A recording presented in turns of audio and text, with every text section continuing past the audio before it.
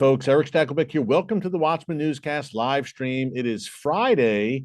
It is 3 weeks since the IDF, or I should say the Israeli Air Force, struck sensitive military sites in Iran in a retaliatory attack for Iran launching the largest ballistic missile barrage in military history against Israel. And now, 3 weeks on, we are learning that this Israeli counterstrike against Iran was far more painful for the Iranian regime than we initially knew. It took 3 weeks of the dust settling, and now we are learning that Israel reportedly, or apparently I should say, struck a sensitive, secret Iranian nuclear weapons research facility. And it's no wonder that the Iranian regime is vowing revenge. Two things here. Number one, we have said that, look, Iran's nuclear sites, they're on the table now. They're fair game since Hamas and Hezbollah have been largely smashed, well, Hamas almost completely, Hezbollah reeling in big trouble. So the Iranian regime has been exposed. And they were exposed even further in that strike 3 weeks ago on October 26th, when their air defense systems were destroyed. S-300 Russian-supplied air defense systems, I may add, that made up at least part of Iran's air defenses. But we were saying, look, the nuclear weapon sites it's all on the table now. Well, apparently Israel took that to heart and actually struck one of them. Now, we're not talking Bushehr or nuclear reactor or something like that, or uranium enrichment facility. I don't believe it was involved in uranium enrichment, but this was at Parchin.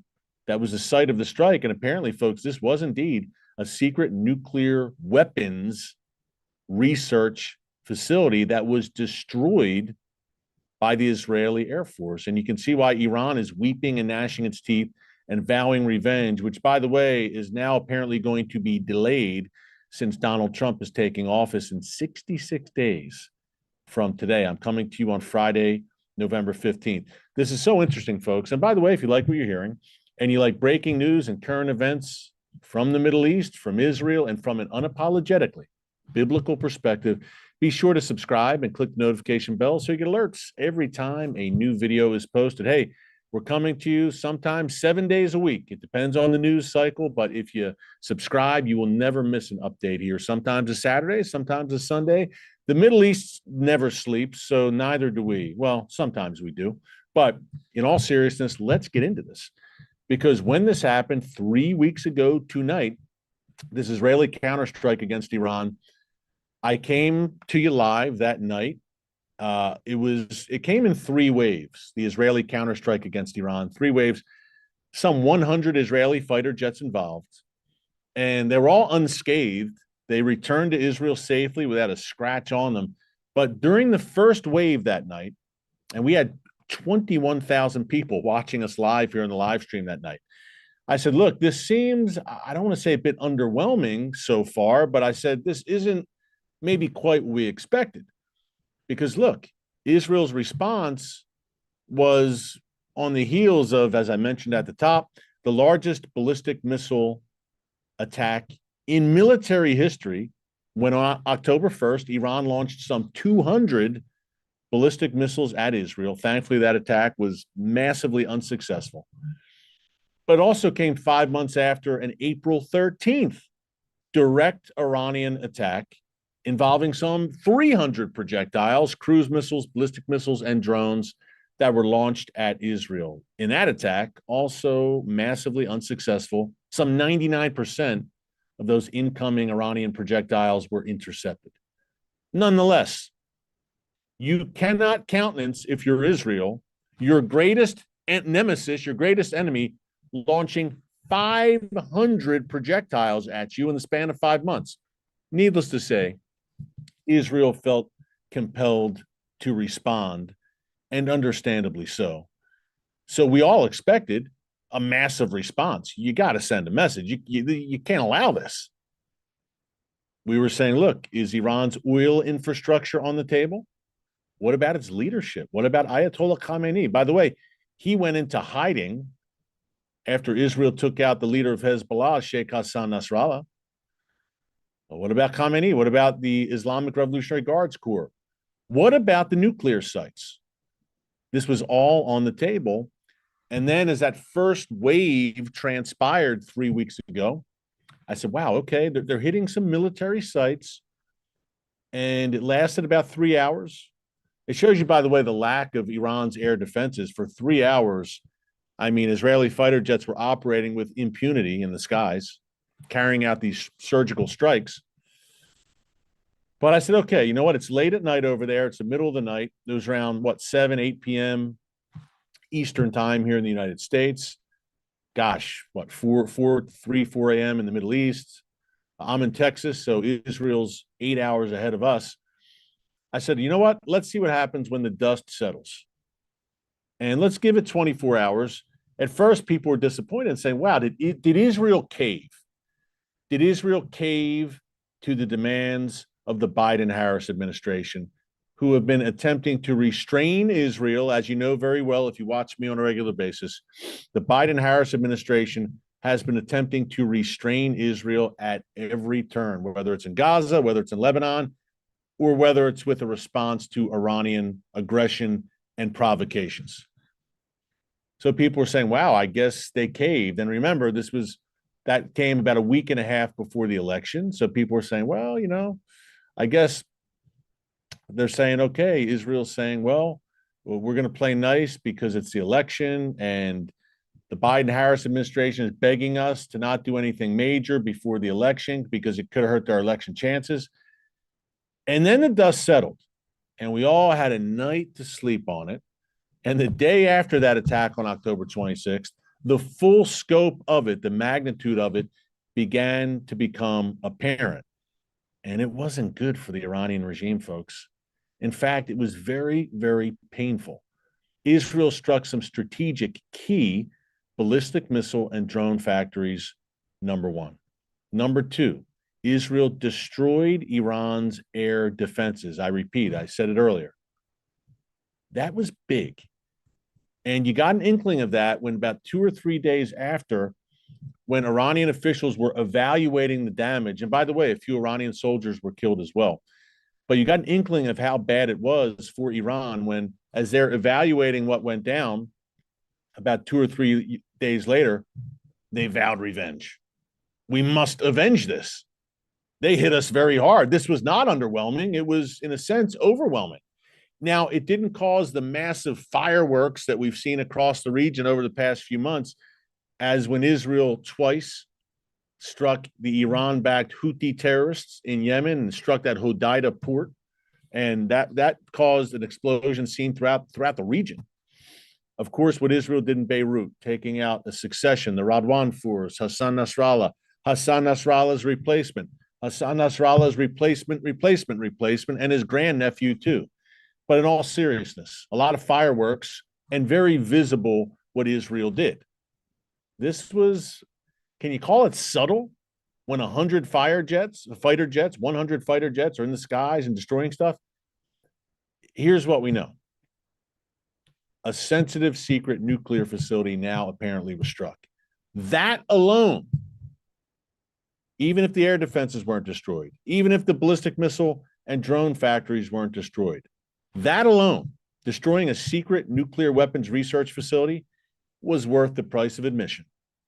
And that's exactly what happened. Let's quote directly from the Times of Israel. They're breaking this down a bit. Here we go. Just looking down at my phone, pardon me. The Israeli strike, the report is just emerging today, 3 weeks later.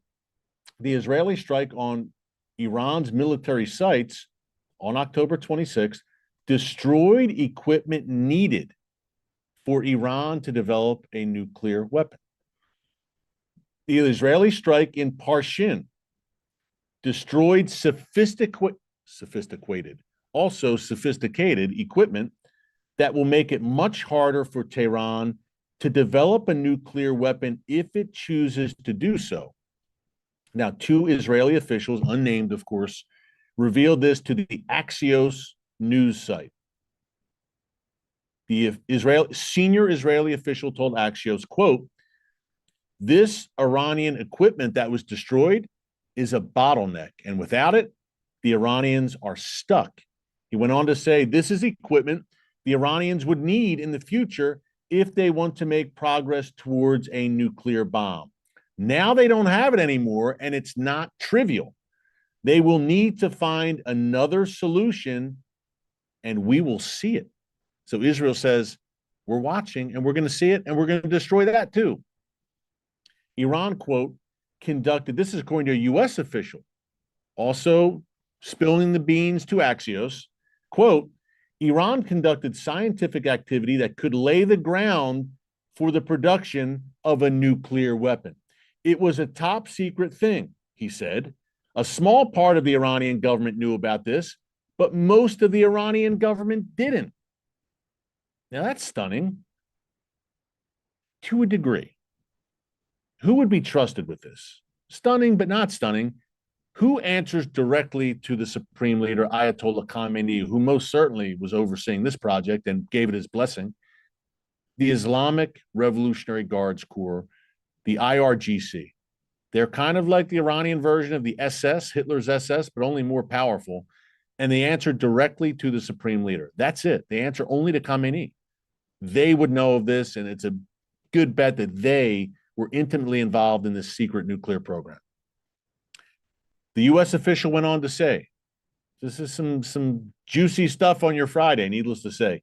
The U.S. official went on to say, quote, the strike was a not so subtle message that the Israelis have significant insight into the Iranian system, even when it comes to things that were kept top secret and known to only a very small group of people in the Iranian government.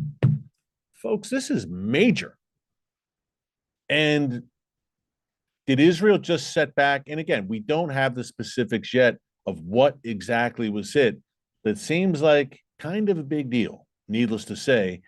And if this set Iran's nuclear program back a few years, who knows? We don't know yet. But according to Israeli and U.S. officials, this hurt. It was a top secret facility. And what does it tell you? And hey, we have a very active chat here with the most educated audience on YouTube, my watchmen and women on the wall. What it tells me and reminds all of us once again is that Israel has impeccable intelligence on the ground inside Iran. Also, by the way, inside Lebanon and Syria, but in Iran, Israel has invaluable assets. How else could Israel carry out, say, the elimination of Hamas leader Ismail Haniyeh in a guest house in Tehran under the regime's noses just hours after he met with the supreme leader of Iran, Ayatollah Khamenei? So Israel has impeccable, incredible intel on the ground in Iran. It was proven once again with this strike. And as the dust settles 3 weeks later, we're going to learn more, folks, over the next few days about what exactly was hit. But you can see why Iran is not too happy right now, and they've been vowing revenge. We want to talk a little more broadly here about what it means for Iran's nuclear program, because I've been saying since really over the past 3 weeks, since this attack in particular, but since we've seen Hamas smashed, we've seen Hezbollah at least part of the way smashed. You've seen the Iranian ring of fire that they have surrounded Israel with on all sides unravel before your very eyes in real time, and also before the Ayatollah's eyes. So the thinking here is, and here meaning I mean on the Watchman, is okay, your ring of fire is unraveling. You're exposed. They were your flank, right? They were your, if you're Iran, Hezbollah, Hamas, they were the insurance policy for your nuclear program. You could sit back and say to Israel, if you dare strike our nuclear weapons facilities, we will unleash Hamas and especially Hezbollah, our crown jewel, and they will rain down tens of thousands of rockets upon your heads. And it gave Israel pause. Certainly Hezbollah in the north did. 150,000 at least rockets and missiles pointed at every inch of Israel. That was, past tense, was Hezbollah. And Hamas, nothing to sneeze at either, but not on the level of Hezbollah. And again, this is past tense we're talking. Now that's out the window. Hamas is a ragtag guerrilla group that can't even manage to fire off a rocket after its leader, Yahya Sinwar, is killed in Rafah a few weeks ago. Hezbollah reeling, some 30% of their capacities are all that's left, according to various reports out of the region. They're dying, literally, to have a ceasefire with Israel. What I'm saying is this: the insurance policy is gone. And Hamas and Hezbollah can't mount the kind of fierce deterrent resistance that would deter Iran from striking, deter Israel from striking Iran's nuclear weapons facilities.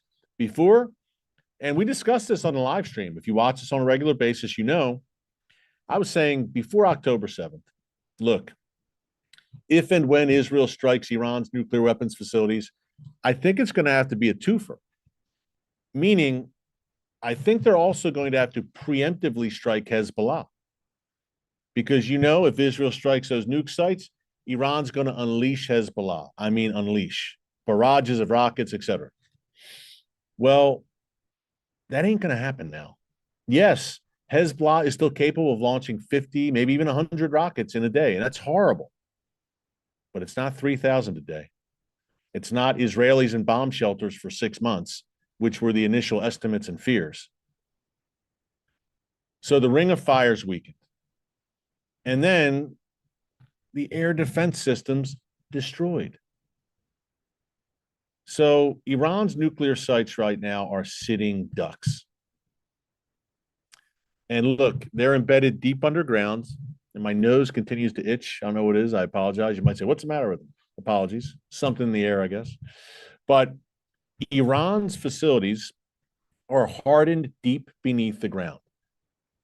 Now, two solutions there. Number one, Israel has bunker busters, most likely supplied by the United States.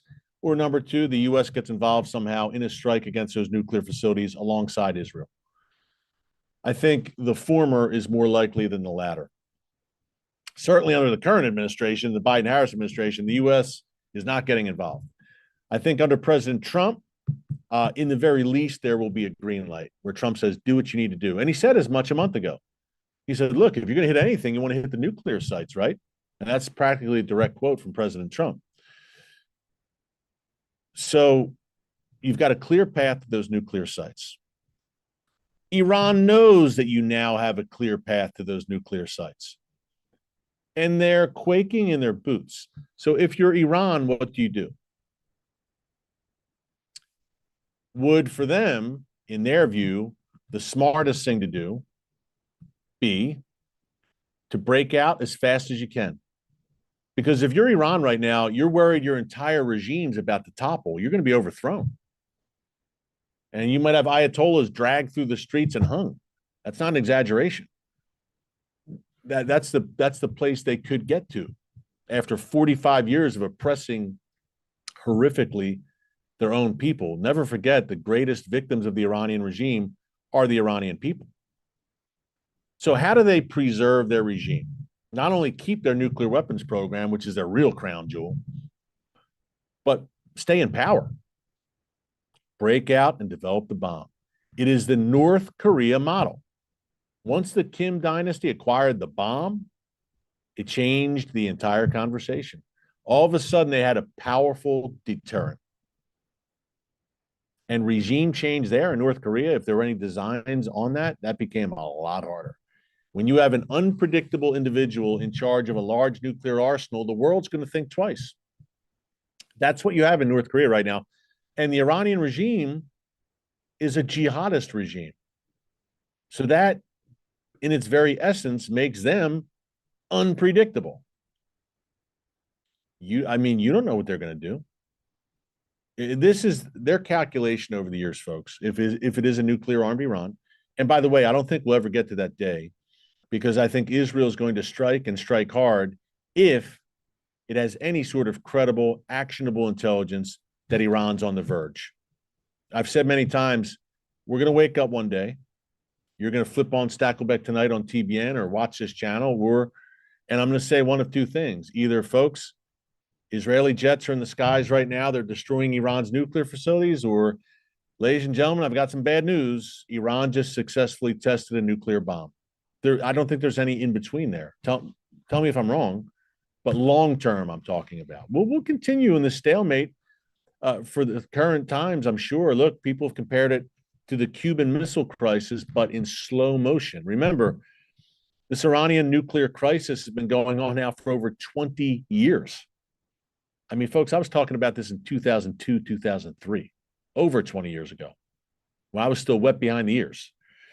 So this thing has been ongoing, but here's Iran's calculus. I'm going to give you Iran's calculus on it and then Israel's calculus on it. If you're Iran, remember, when you're talking to jihadis, I think I'm in the West, obviously, I'm in the United States. I think oftentimes the Western mind, particularly on the naive, feckless left, can't wrap their heads around the fact that there are evil people in the world who are true believers in their ideology who want to kill you. And they mean what they say. Hey, if the 20th century, the century of Mao, Stalin, Saddam, and Hitler taught us anything, it's that when evil men tell you they want to kill you, you should believe them and take them at their word.